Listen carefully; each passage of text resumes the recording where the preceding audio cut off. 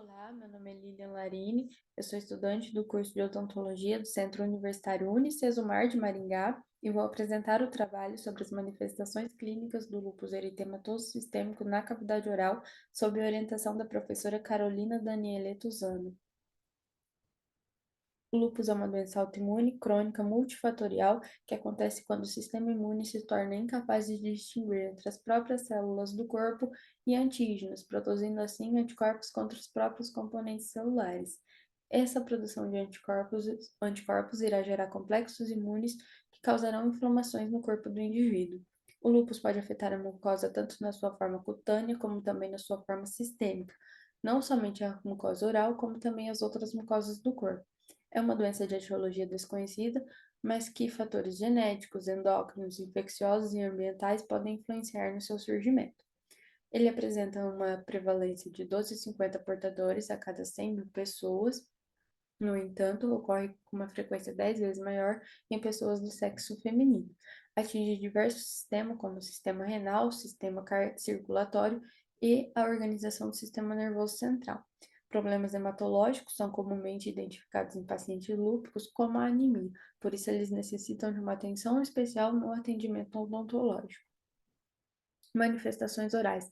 As áreas mais afetadas pelo lúpus na cavidade oral são mucosa jugal, palato duro e o lábio inferior. No lábio inferior, nós podemos observar a presença da quelite lúpica, que é a inflamação do lábio e é uma lesão muito importante para o diagnóstico da doença.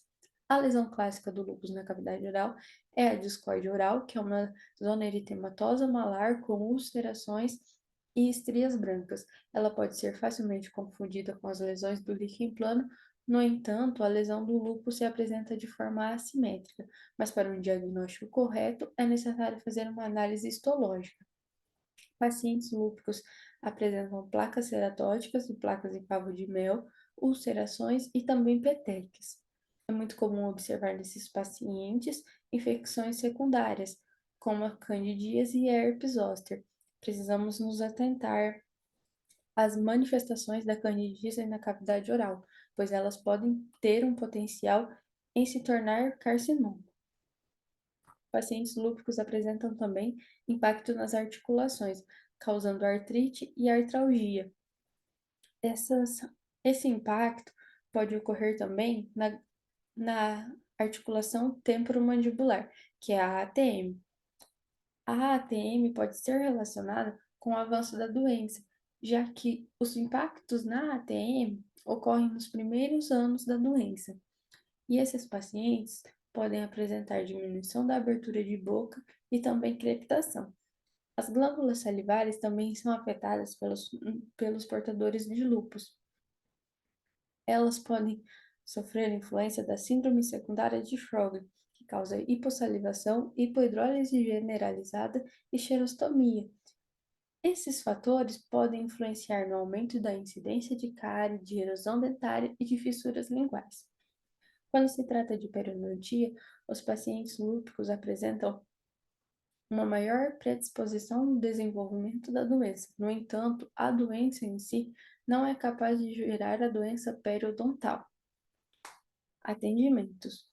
Os pacientes lúpicos necessitam de um cuidado especial. Eles precisam de um acompanhamento periódico para diagnosticar precocemente as lesões, solicitação de exames complementares, como o hemograma completo. Além disso, o profissional precisa se atentar aos medicamentos já utilizados pelos pacientes devido aos seus efeitos colaterais, como também sua interação com medicamentos que podem ser prescritos posteriormente. Além disso, os pacientes lúpicos apresentam hipersensibilidade ao metal, então é preciso se atentar ao uso de materiais metálicos. Nesse slide, nós podemos observar uma das principais manifestações do lúpus na cavidade oral, que são as petequias, as ulcerações, a quelite e a placa eritematosa. O lúpus pode afetar de diversas maneiras a cavidade oral. Então, se faz muito necessário o conhecimento do cirurgião dentista e também de outros profissionais acerca da doença, como ela se comporta na cavidade oral. Então, o conhecimento dela se torna muito importante, tanto para um diagnóstico como para um tratamento correto. O trabalho objetiva analisar as manifestações orais do lúpus, as complicações que ele pode gerar, proporcionar parâmetros para o profissional para conseguir identificar essas lesões e atender com eficiência o paciente lúpico. Além disso, objetiva também aumentar a segurança do paciente, saber que está sendo atendido por um profissional capacitado.